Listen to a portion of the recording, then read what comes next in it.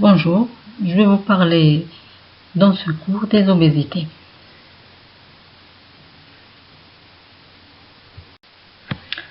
On va voir l'obésité chez l'adulte. Pour commencer, on va faire définition de cette obésité. Comme vous le voyez, il y a plusieurs définitions. Premièrement, on la considère comme maladie chronique, c'est la première des choses. Et sur le plan physiopathe, c'est un excès de masse de graisse, donc qui a des conséquences néfastes sur la santé.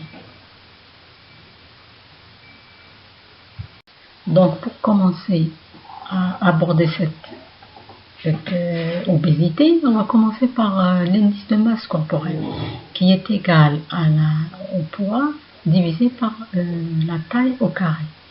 Ça nous permet de définir un statut pondéral.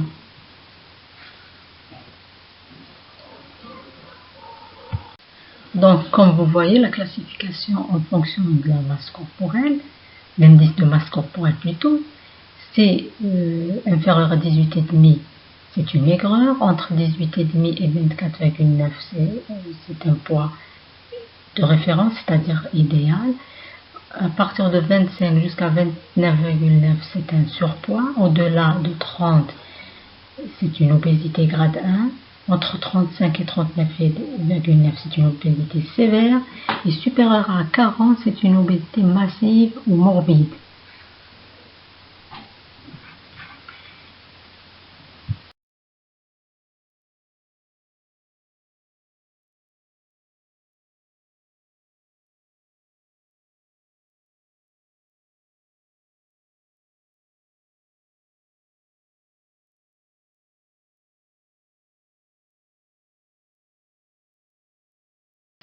Comme on a vu que l'IMC ne définit pas très bien l'obésité, donc on va passer à la répartition du tissu adipeux.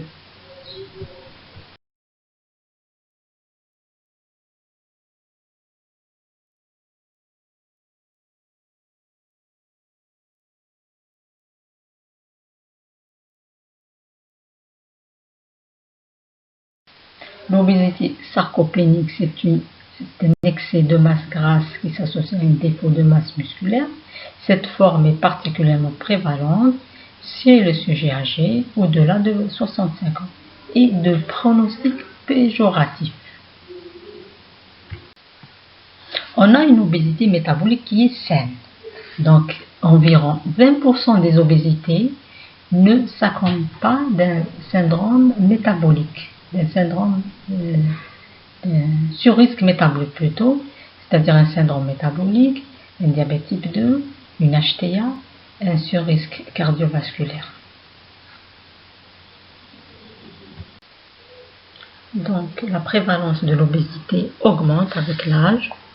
Elle prédomine chez le sexe féminin. Elle touche surtout les pays industrialisés et ceux en voie de développement, comme notre pays par exemple. On a aussi les facteurs génétiques qui sont impliqués. 69% des obèses ont un parent obèse. On a remarqué aussi que le pays le plus touché par cette obésité, c'est les USA. Et ça peut encore prédominer jusqu'à l'année 2030. On entame maintenant la physiopathe.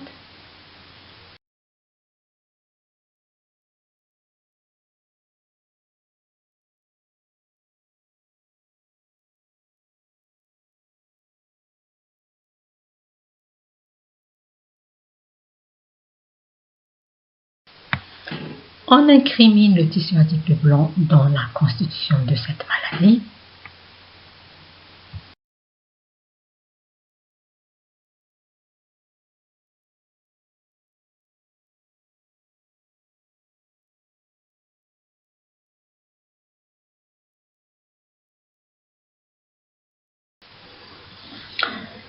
Comme on a vu, il y a plusieurs facteurs qui déterminent cette obésité. Il y a les facteurs génétiques, il y a les facteurs neurologiques et physiologiques, biochimiques, comme on a vu, dyslipidémie, les facteurs environnementaux et les facteurs culturels et psychosociaux. En ce qui concerne l'obésité génétique, d'origine génétique, c'est-à-dire, elle n'est pas génétiquement pure, donc il y a l'intervention de l'environnement. Elle peut être purement environnementale, elle peut être polygénique ou bien monogénique, c'est-à-dire il y a une forme de pénétrance à 100%, il y a une forme de variable d'expression.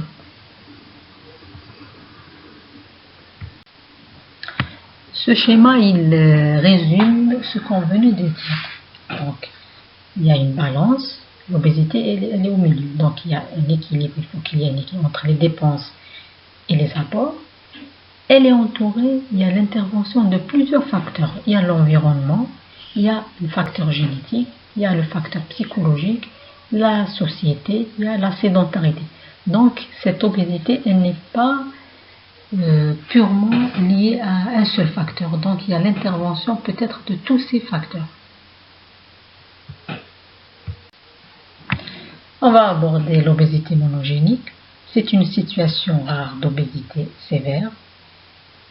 Donc, son diagnostic doit être évoqué devant une obésité sévère avec hyperphagie, une évolution du poids très rapide dès le premier mois de la vie, associée à des anomalies endocriniennes.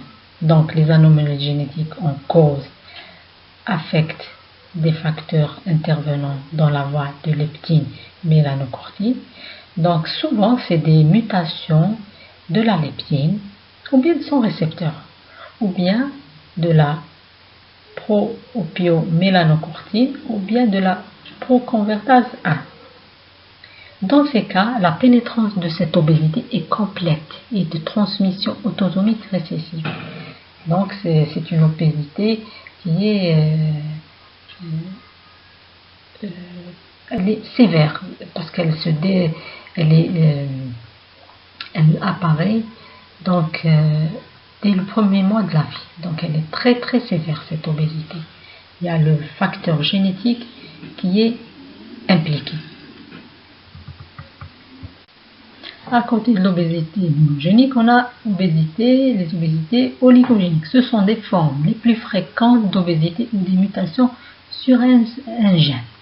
Donc, on a ont un effet important, mais dont l'expression dépend fortement des facteurs environnants. Donc, on a les mutations, les anomalies génétiques qui sont en cause, mutation du gène pro-opio-mélanocortine, le récepteur de ce pro-opio-mélanocortine. 4. La fréquence, elle est de 0,5 à 2% dans les obésités modérées et 4% dans les formes sévères. L'obésité est caractérisée par un mode de transmission autosomique dominante, de pénétrance incomplète et d'expression variable. Pas comme la monogénique, pénétrance complète. Le phénotype, c'est une obésité à début précoce aussi, mais pas comme celle de la monogénique.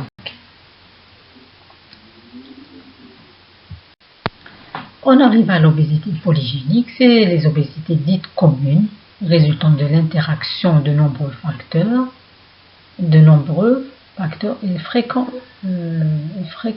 variants dans différents gènes, diversement combinés selon les individus et les populations. Chaque gène, pris individuellement, a de faibles effets sur le poids corporel. Ce n'est qu'en interaction avec d'autres gènes et avec des facteurs environnants que ces gènes de susceptibilité contribuent de façon significative à l'obésité.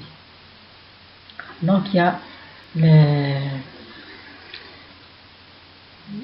l'implication de ces gènes, beaucoup de gènes, et il y a les facteurs environnementaux, donc c'est compliqué. Donc, c'est pas un seul gène, mais c'est plusieurs gènes en même temps. À côté des facteurs environnementaux, génétiques, on a l'implication de la flore intestinale microbiote qui est responsable, il y a une responsabilité importante dans le développement et l'aggravation de cette obésité. À côté, on a les obésités secondaires liées aux maladies endocriniennes, l'hypothyroïdie, l'hypercorticisme et l'hyperinsulinisme. L'hypercorticisme, comme on voit dans cette image, il y a les vergetures et on a aussi, concernant l'hyperinsulinisme, on a la chondrosis nigra au niveau de la nuque. Toujours dans les obésités secondaires, on a les tumeurs hypothalamiques ou hypophysaires par atteinte des centres de la faim. Et on a les maladies génétiques à transmission dominante comme le syndrome de Prader-Willi. C'est une obésité qui se voit chez l'enfant. Donc, il y a des obésités à transmission récessive comme syndrome de Bardet-Biedl, syndrome de Cohen, syndrome d'Alström et syndrome d'Albright. On arrive aux obésités iatrogènes liées à la prise des antipsychotiques, la prise des glucocorticoïdes, les antidépresseurs, les antiépileptiques et les antidiabétiques oraux, comme les sulfamides par exemple. Autres facteurs impliqués dans la prise du poids, on a l'arrêt du tabac et la privation du sommeil, troubles du sommeil. Pour faire une bonne évaluation de cette obésité, il faut faire un bilan de complications de l'obésité, mécanique, métabolique, cardiovasculaire, et faire le point sur les facteurs de risque et éliminer toute cause secondaire de cette obésité. Donc, comme on l'a dit, pour évaluer, il faut rechercher les principales complications de cette obésité. Principale complication, c'est la cardiovasculaire. Donc, il faut rechercher une HTA, un infarctus, une maladie coronaire, une insuffisance cardiaque, AVC. Toujours dans les complications cardiovasculaires, on a les thrombophlébites et l'embolie pulmonaire. Tout ça fait partie de complications cardiovasculaires de l'obésité. Toujours dans les complications, on a respiratoire, les dyspnées d'effort, le syndrome restrictif, le syndrome obstructif et asthme, l'hypoventilation alvéolaire et l'apnée du sommeil, qui est la principale complication de l'obésité. Tout ce qui est métabolique, comme le diabète type 2, il faut aller le rechercher. Il faut rechercher les dyslipidémies, l'hyperuricémie et la goutte, et la lithiase vésiculaire, qui sont les signes qui sont révélateurs peut-être de cette obésité. Les facteurs endocriniens comme troubles de la fertilité et le syndrome des ovaires polykystiques.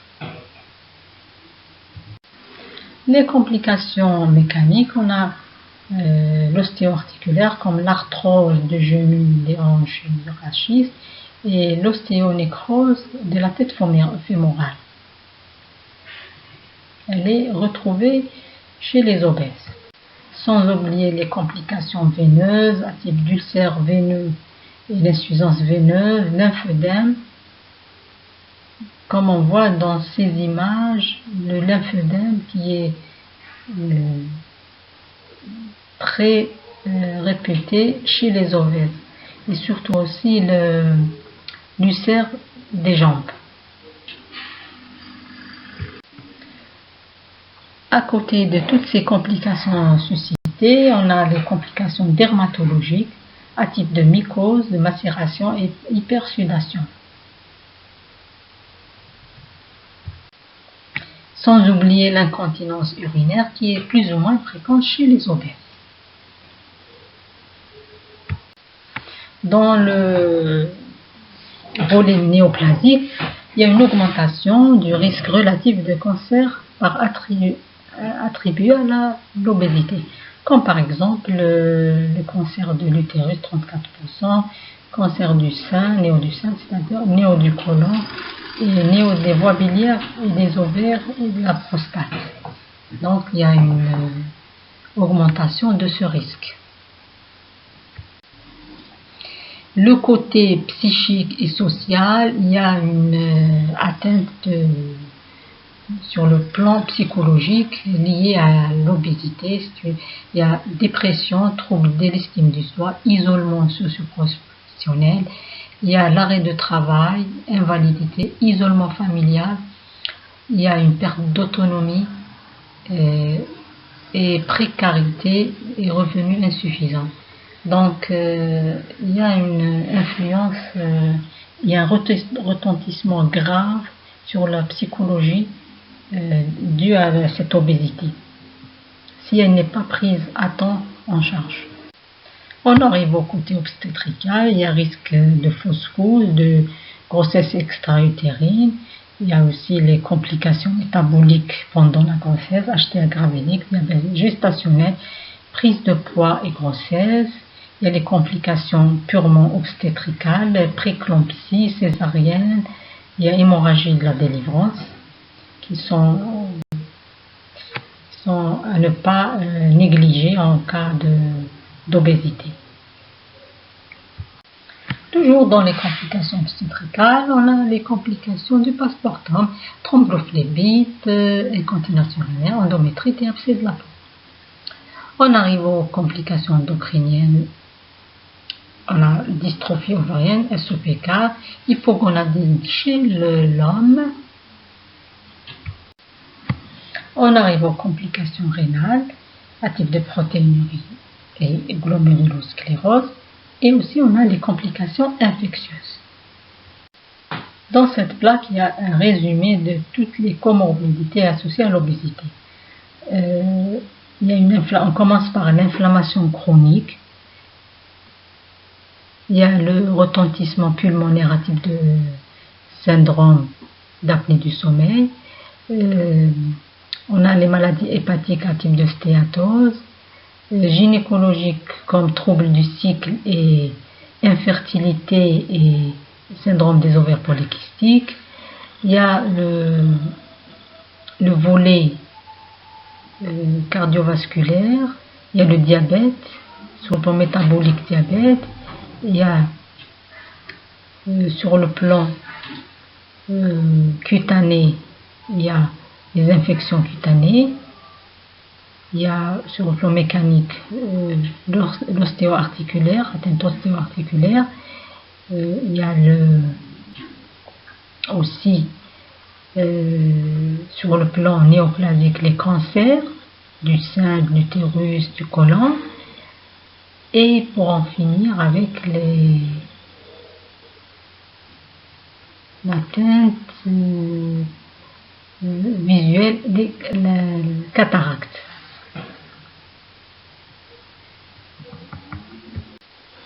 Pour en finir, on arrive au chapitre prise en charge de l'obésité de l'adulte.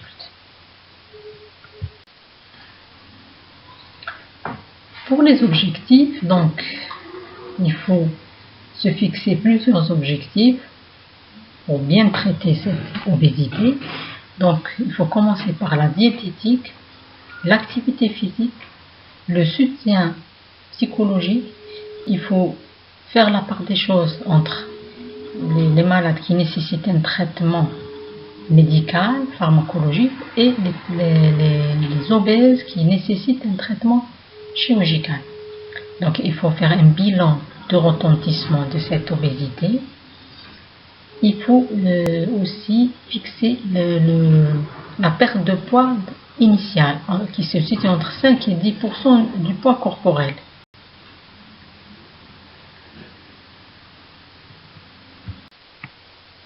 Donc on commence par la diététique.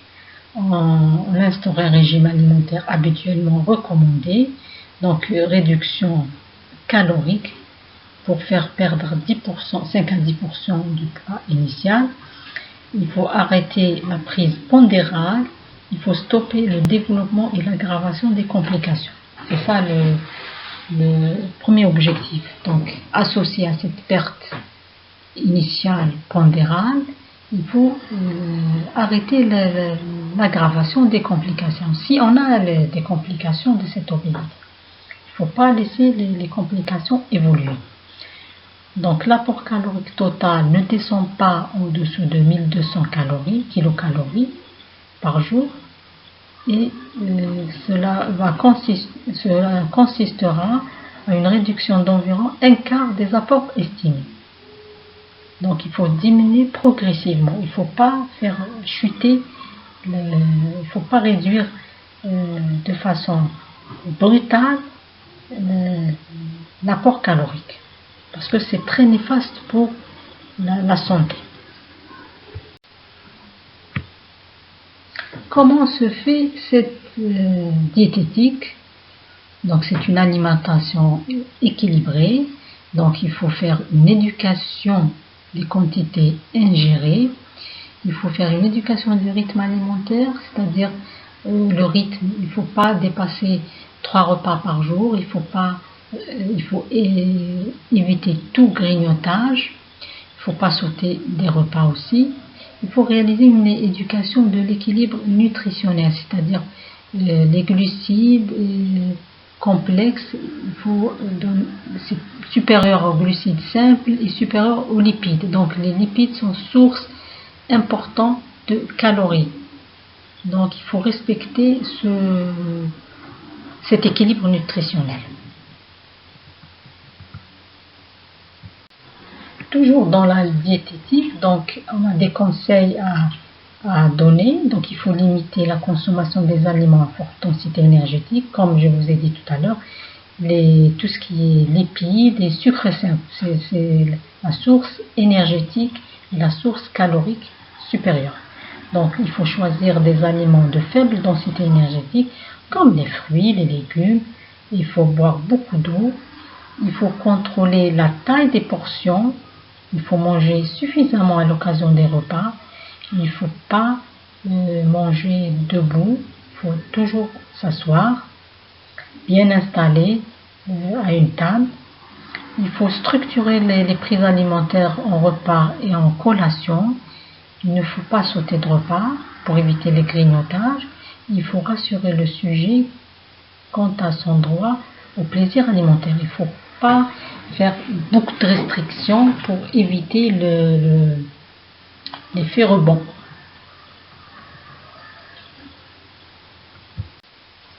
Et là, cette diététique ne peut être appliquée chez la personne âgée au-delà de 70 ans, et c'est les sujets avec troubles psychiatriques.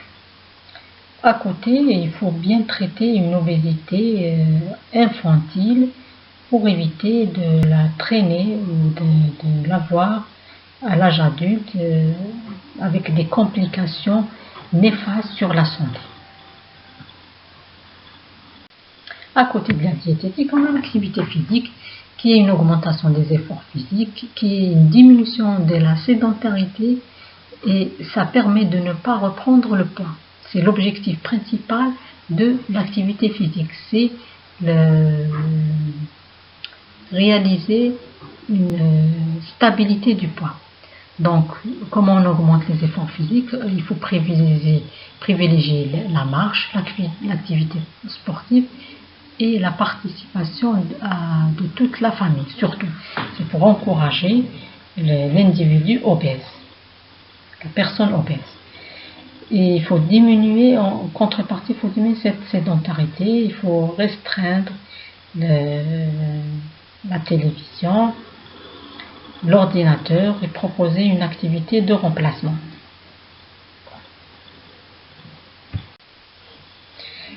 Le facteur le plus important, il ne faut pas oublier, à côté de la diététique, l'activité physique, c'est le soutien psychologique. Il est très important. Il permet de soutenir les patients dans ces changements de comportement. pour la pharmacologie, on a l'Orlistat qui est commercialisé sur le monde clinical, dont le mécanisme d'action est une inhibition partielle de lipase digestive. L'Orlistat est indiqué pour des patients dont l'IMC est supérieur à 30 ou bien supérieur à 27 en présence de complications. Aux États-Unis, d'autres molécules sont disponibles comme l'ocarcérine, c'est un agoniste sélectif des récepteurs sérotoninergiques. À côté du traitement médical, on a la chirurgie bariatrique. C'est une chirurgie qui s'adresse à des obèses dont l'âge est supérieur à 18 ans et inférieur à 65 ans, et l'IMC est à 40 ou supérieur à 40 ou à 35 par mètre carré, avec au moins une comorbidité susceptible d'être améliorée.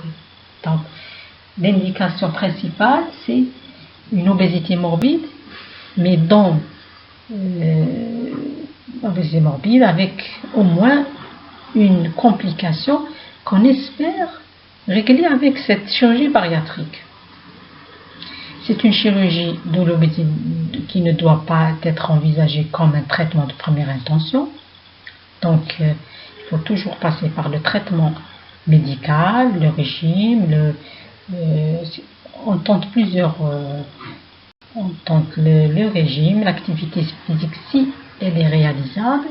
Ensuite, on indique la chirurgie bariatrique. De plus, cette chirurgie doit être précédée, donc, comme on l'a dit, de prise en charge multidisciplinaire d'au moins 6 mois. Elle doit être suivie d'un suivi multidisciplinaire en post-opératoire à vie. Donc, il ne faut pas faire cette chirurgie et laisser le malade livré à lui-même.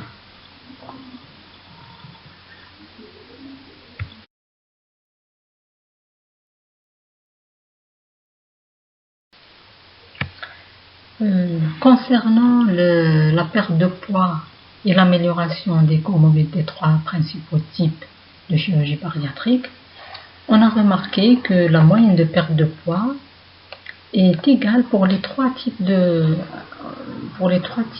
chirurgie bariatrique. Elle se situe entre 20 et 30%. Concernant la perte de l'excès de poids, elle est améliorée au niveau de la 3e chirurgie bariatrique, c'est-à-dire au niveau de court-circuit gastrique. Concernant les autres comorbidités, c'est-à-dire le diabète type 2, l'HTA et la dyslipidémie, elle est pratiquement pareille pour les 3 types de chirurgie bariatrique. C'est-à-dire il y a une nette amélioration au-delà de 55%, au-delà de 60%, arrivant même à 93% concernant la court-circuit gastrique. Quand même, il y a des effets secondaires de cette chirurgie bariatrique. On a une carence nutritionnelle après la chirurgie. Les plus fréquents sont carence en fer, carence en vitamine B1, B12, le folate, les protéines, le calcium.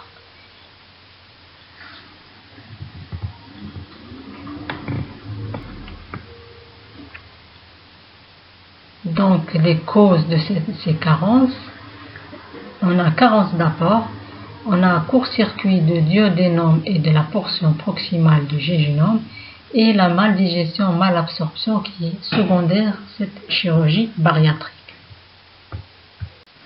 Concernant le suivi post-opératoire, on a dit que c'est très important de faire le suivi parce qu'il y a des conséquences de cette chirurgie bariatrique. Donc, il ne faut pas sous-estimer le suivi. Donc, il doit être régulier à vie, au moins tous les 3 mois pendant 1 an, puis au moins tous les ans. Idéalement, il faut réaliser un suivi multidisciplinaire, c'est-à-dire diététique, médical et chirurgical, pour ne pas méconnaître les complications de cette chirurgie bariatrique. Donc, on arrive à l'obésité de l'enfant et de l'adolescent. Il y a une difficulté dans l'approche au problème de l'obésité. le surpoids et l'obésité chez les enfants ont été définis selon les courbes de Sandel qui amènent respectivement un IMC correspondant à 25 et à 30 à 18 ans. Donc, en analogie avec les définitions utilisées pour les adultes, une mise à jour successive en 2012 a inclus les seuils d'IMC 35 et 40 à 18 ans pour définir l'obésité grade 1 et 2. Donc, il y a une différence entre l'IMC de l'adulte et l'IMC de l'enfant pour définir une obésité. Toujours chez l'enfant, le terme d'obésité morbide utilisé chez les adultes est mal adapté à l'âge pédiatrique. On préfère donc parler d'obésité grave pour la définir. On utilise généralement un IMC supérieur à 99e percentile pour les courbes de référence. Un IMC de 50 chez un adulte est d'emblée considéré comme un marqueur d'obésité morbide. Son équivalent pour un enfant est un IMC à peine supérieur à 29. En conclusion, donc l'obésité est une maladie chronique multifactorielle dont la prévalence ne cesse d'augmenter. Elle est associée à des complications non seulement cardiovasculaires, mais aussi mécaniques et néoplasiques. Elle retentit sur la qualité de vie. Sa prise en charge doit s'envisager sur le long terme et ne doit pas se limiter à un objectif de perte de poids. La prise en charge d'un patient obèse doit toujours comporter la mise en place de mesures hygiéniques adaptées et personnalisées. La chirurgie bariatrique n'est pas le traitement de première intention de l'obésité. Elle doit être réalisée dans le respect des indications et des contre-indications et nécessite un suivi post-opératoire à vie. Donc, la prise en charge d'un patient obèse doit toujours comporter la mise en place de mesures hygiéniques adaptées et personnalisées. La chirurgie bariatrique n'est pas le traitement de première intention de l'obésité. Elle doit être réalisée dans le respect des indications, des contre-indications et nécessite un suivi post-opératoire à vie. Je vous remercie et bonne lecture.